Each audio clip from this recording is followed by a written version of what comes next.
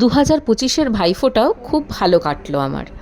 প্রথমেই আমার যে ভাইরা আছে আমার কমপ্লেক্সের মধ্যে, সেই ভাইদেরকেই ফোঁটা দিয়ে শুরু করেছিলাম এবছরের ভাইফোঁটা। সবাই ভাই, একমাত্র আমার একটি দাদা এই কমপ্লেক্সের ভেতর, তাকেও ভাইফোঁটা দিয়েছিলাম। এরপর গিয়েছিলাম আমার আরেক ভাইয়ের কাছে, সেও আমায় ফোঁটা দেয় প্রত্যেকবার। আরেক দাদা, তাকেও ফোঁটা দিয়েছিলাম। আর তারপরে ছিল খাওয়া দাওয়ার পালা রাত্রে, কারণ ভাইরা সবাই সকালবেলা অফিসে ব্যস্ত ছিল।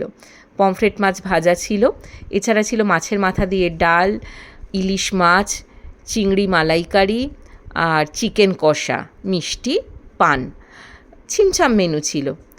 আর ইলিশ মাছ ভাপা ছিল। আর এরপর হয়েছিল সিম্বার ভাইফোঁটা। তিতলি ওকে ভাইফোঁটা দেয় প্রত্যেকবারই।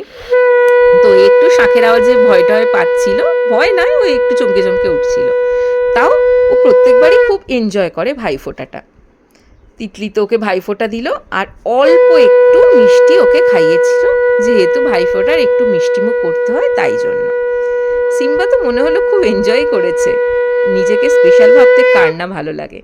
আর আমি বললাম তিতলিকে একটু ভালো করে ভাইকে আশীর্বাদ করে দাও। তিতলি ভালো করে আশীর্বাদও করলো, আদরও করে দিল।